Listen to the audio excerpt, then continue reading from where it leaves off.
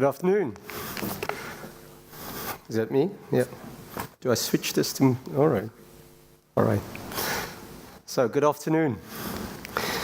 I have to tell you a secret. The secret is that entrepreneurs are not so brave. Nor do they have to be. And most entrepreneurs that succeed are not so brave, but they do know how to mitigate for risk. Now, I've been lucky. I've started quite a few companies, mostly with people, great people, and most of them have succeeded. And most of it was not because we had an attitude of braveness. You know, we love the myth of we create a new company in our garage, or nowadays in our kitchen or living room. And although it's a great myth, it scares the hell out of us to do so. So I want to share with you a couple of secrets and strategies on not looking at bravery as an attitude, but bravery as an outcome, and by designing for mitigating risk. So let me push the button. I realize I won't need this because I'll make it up as I go.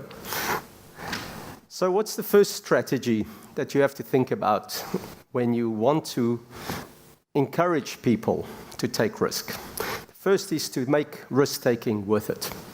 So a hero of mine, countryman of mine, it's a guy called Elon Musk. You know, and when he said, I didn't start a space company, a transport company, and an energy company because it was an opportunity. He started it because it was worth it. And a lot of it, that's where purpose, personal motivation to do something is a big enabler of taking risk and mitigating risk. So strategy one, and there's 6 of them, and I'll test you afterwards if you've got it. The first strategy, on the personal level, motivation, make risk worth it. We very often to fail that. That's where purpose plays a role. The second strategy is to assure failures in small size. I heard a lot about agile thinking. I heard a lot about breaking the risk into small chunks so that you can learn fast. And if we take a bit of inspiration from, who knows this guy? Who's this? Amazon. Exactly. I never know how to say his name, so I'll ask a question. You know, it's my dyslexia. But, you know, they have to innovate. So he says, for us, failure is not an option. But we believe failing early and iterating until we get it right. And how? By breaking it into small sizes that makes it possible to oversee the risk. So it's not just about, on a personal level, motivating, giving people a motivation to take risk.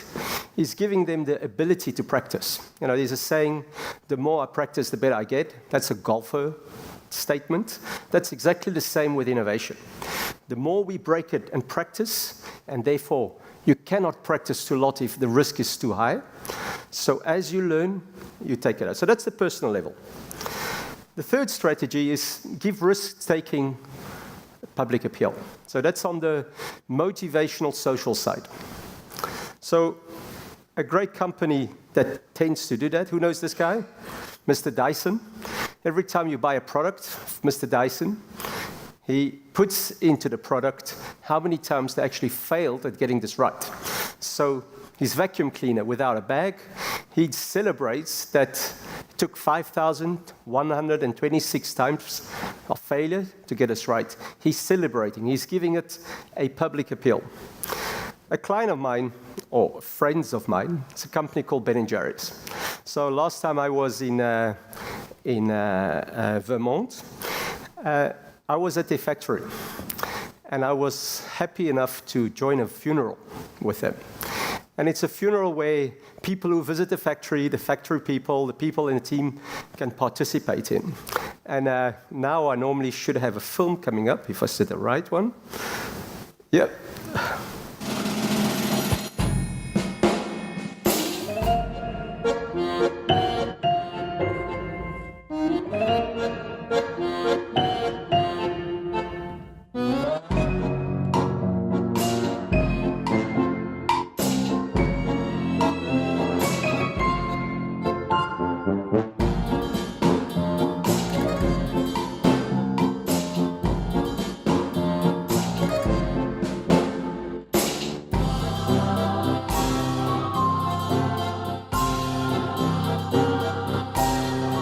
right, well, you get the flavor of this. Punt, not intended. But that's great, because all of a sudden, failure becomes not something that you blame with, but you celebrate. And you learn to make risk-taking a collective process where you give it social status appeal.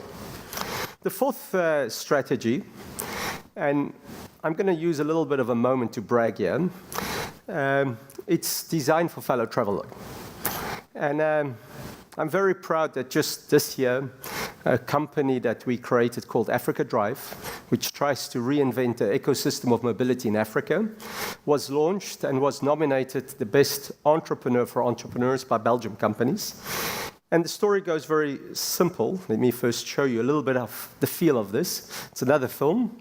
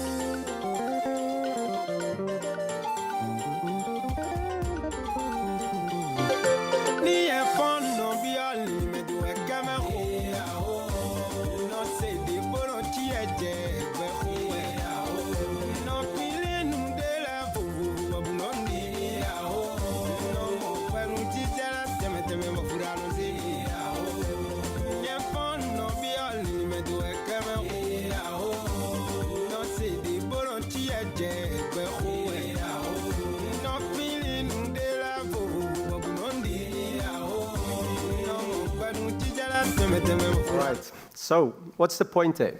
Today, we, on a profitable way, are transporting plus minus 1,000 people a day. So in rural Africa, where there was an underserved market, and we just thought there can't be that amount of people dying through stupid transportation. Now, we wouldn't have done that. So the story actually started where a friend of ours, a friend of mine, he went and he says, you know, we've got this high-tech company called Materialize, and we're very good at helping surgeons to actually print guides so that they can improve operation. And he thought, it can't just go to the big hospitals. It can't go to the rich countries. Let's bring that technology to also the poor countries. And then while he was there, we were setting it all up, and what happened? The person that was going to bring the technology to the hospitals, a radiologist, died. He died on his way to the hospital, and we realized that we could actually save more lives, or more people die going to the hospital than dying at the hospital. So we decided we needed to tackle that problem. Now, what was the thing about fellow travelers here? Frit and Materialize could pretty much handle alone that problem of helping surgeons do better operations. That wasn't difficult, but building a whole ecosystem for mobility and a bus company, that was way beyond their comfort zone. So what did Frit do? He called upon his fellow travelers. You know, we work with him. We came on board. The University of Leuven came on board. A lot of people came on board, and they gave what they could give, you know, and we contributed. And we built it as a business. And all of a sudden, you had a group of fellow travelers who contributed. Now, we did this also with crowdsourcing. But 2 months ago, we actually launched a crowdsourcing platform via one of the banks, not this one, so I won't. We raised 150,000, which is the maximum we wanted to get, to buy 8 buses. But we didn't just get money. We actually didn't need that 150,000. We needed more than 2,000 new fellow travelers who came then, and all of a sudden we have a volunteer who's helping us fix the technical manuals of how to maintain the bus, help in improving the financial system and the financial discipline. So the fourth strategy, build your, design for fellow traveling, design for contribution. It will mitigate risk. The fifth strategy is, when we think about incentives, most people who come and become entrepreneurs, we think about the big buck. but actually the best entrepreneurs, they protect the downside. So when this guy told me, he says, you know, most people think actually it's cool to be an entrepreneur and that we love risk-taking. But that's absolutely not true. Most of us don't like taking risks, except if it's with someone else's money. But when it's your own, then you... He basically said, I would never have started Virgin if I didn't know that after 12 months, he negotiated with Boeing that he could give the plane back. So the fifth strategy to mitigate risk is protect your downside. And the last strategy, because I have exactly 2 minutes, so design for never hide ecosystems. Now, what do I mean by that? I've got no photo here, but I look at Innate Motion. Innate Motion was a company that used to have offices. And guess what? Normally, as a CEO, where do you sit in an office? Somewhere in a corner, very high. And you get everyone to come up, and the result is everybody puts responsibility at the top, risk-taking at the top. We close globally our offices. We operate in 27 countries, and all of a sudden, we put risk and responsibility at the base. And all of a sudden, the willingness to innovate, the willingness to come with something new is just so much greater because we're all on people-to-people level, not boss-to-employee level. And our motto as a company is, no bosses, no bricks, no offices, no borders. We are proudly a B Corp, and we advocate no bullshit. So, to wrap it up, when you think about bravery, what you really have to design for is mitigating risk. Or like this morning, when we speak about we want diversity, what you really have to design for as a behavior is to unlock abundance so people can create value people to people. We get this confused. Once you know the vital behavior, you can make that dive for bravery by focusing on can-do strategies. We call that motivation. Want-to strategies. We call motivation, and can-do strategies, which is about ability. You have to focus on a behavior, and in this case, for us, was how to enable risk-taking, and design for it on the personal level, social level, and the structural level. But that's it. Thank you very much. Right on time. 0-0. I can totally see that. Awesome. Thanks, Christophe. Thank you, man. I've done this before. Every time, the pressure, you feel these 0-0. I love it. A question for Christophe. Anyone? No one wants to take the risk. There's one. Here's the microphone. What do you do to engage communities in what you're doing, the people within communities? What I'm doing is humanizing business. So are you talking about the presentation? Is this a personal question or? What you're doing within the business that you've got running in South Africa?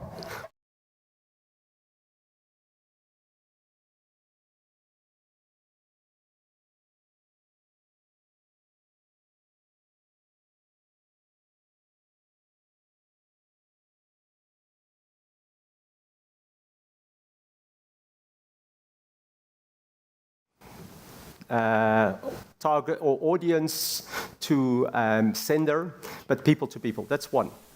Second is to try and help companies be remarkable with purpose instead of with product or instead of with USP.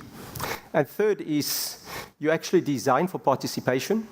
So you actually design for them to contribute instead of just designing that you can deliver all the value. Is that simply said? Thank you. Yeah. Okay. Excellent. Great. So we're going to get it to the next speaker. Yeah. Thank you very much. So just because... Oh, yes, I forgot. Sorry.